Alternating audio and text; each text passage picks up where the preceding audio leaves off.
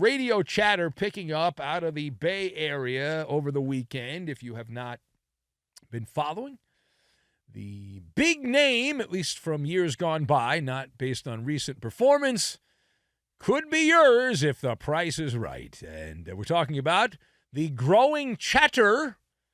We always pay attention to the chatter. The growing chatter that Klay Thompson, it is a fait accompli that he's going to leave Golden State. He wants a fresh start, according to the latest reporting here. Even if the Warriors were to make a competitive offer, he wants to go somewhere else. Many believe that Thompson will decide to leave regardless. He wants to go somewhere else and start the next chapter of his career and a different environment, detached from the shadow of Steph Curry, his teammates there, and apparently some friction behind the scenes between him and some of his teammates and the front office of the Golden State Warriors. So let us discuss the question, where are you at on Klay Thompson looking to leave Golden State for a fresh start? So I've got refrigerator, affirmations, and astrology. And we will combine all of these things together and watch out for the checkered flag. The flag is up. So number one. Yes, this is Captain Obvious. Captain Obvious. Why is this being tossed out there into the heavens as some kind of new revelation? Why? Right? I don't get it. I don't. If you haven't been paying attention, breaking up is hard to do. They made a song about it. So as we have seen with Klay Thompson, cleansing his social media from Warrior content in recent days, that is an act of hostility. That is an act of hostility. It's a passive-aggressive act of hostility. He did it. Now, that said, in this particular case, we go on a case-by-case basis, it's rather easy for Klay Thompson to exit the Bay Area in one respect. Now, what is that respect, you ask? I will answer. The reality is the Warriors have not even made an offer to Klay Thompson to contemplate whether or not he wants to stay. So there is no there for him to come back and stay with Golden State. And if you look at the Warriors, that is a team on the way down. Klay Thompson has a shot, even though he appears to be on his last legs, of cherry-picking a good situation, a team that is a mid-level team that's on the way up, and he can squeeze out some more success here. But in terms of Golden State, and if that reporting is accurate, that there is no offer available for Klay Thompson to even come back, even if he wanted to, on a minimum-type salary, that would mean the refrigerator door is closed, the lights out, the eggs are cooling, and as an old broadcaster said many years ago, the butter's getting hard and the jello's jiggling. All of those things are happening. All of that is happening because talks are essentially frozen. With free agency less than 10 days away. OMG! Less than 10 days away. So exciting, unless it's not. So Klay has been traveling on the interstate for a few weeks now, and it's a one-way interstate. It's not two ways, one way. Destination unknown, and you hop in that transfer portal and see where it takes you. Hey, you wish for the best. You wish for the best. All right, now, page 2 here. We head to Gotham.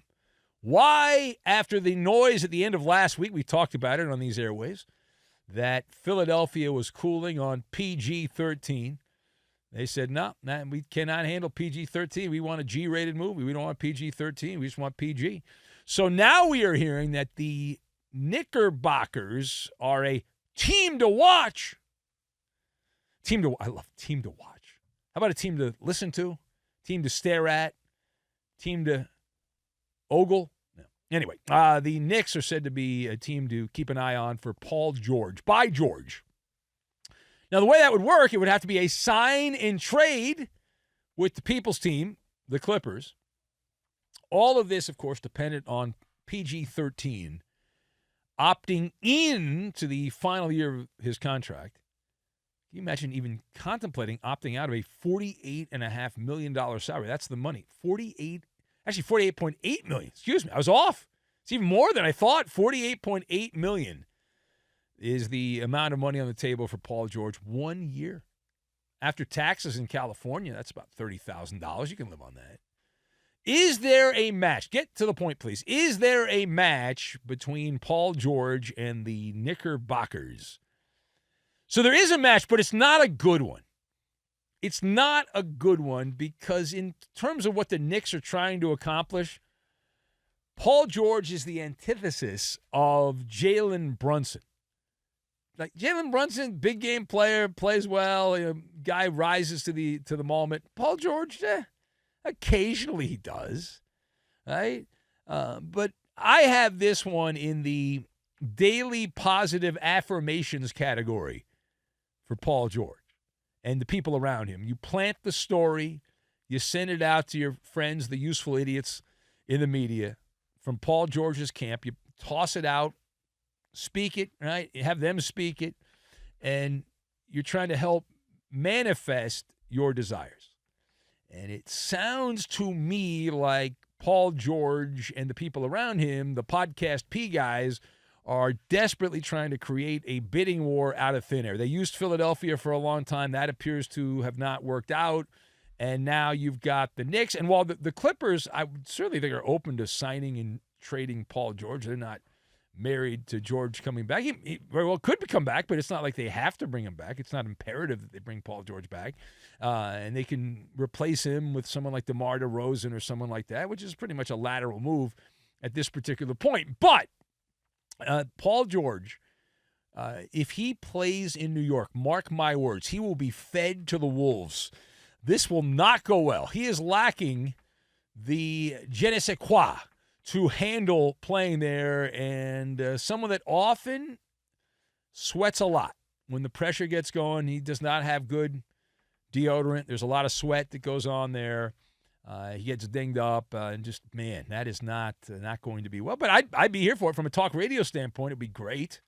And I have some of my cousins who are from New York that like the Knicks, and I can bust their balls, so that would be fun for me. And Jason Smith, who I see when I'm coming in here during the week, I can, he'd be all excited and be like, just wait, you just wait. You just wait. All right, now, final point. Speaking of washed up players, the theme continues. The epitome of that would be Chris Paul. Seems like Chris Paul has a flea up his backside here. He would like to play for either the Clippers, where have we seen that, or the Lakers in 2024. Question is, should either of those teams want Chris Paul?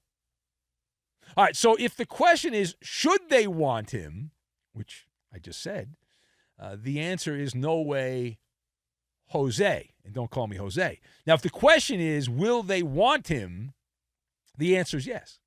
See, the key word there is should or will. See, should, no, because Chris Paul, at this particular point, you stay away. Right? That's just it. You stay away. Why would you go there? It's simple astrology. If you look at the career arc of Chris Paul, it's just the way it goes. Chris Paul in astrology is a white dwarf. That is a science term, a white dwarf. That is a hot, dense remnants of a long dead star.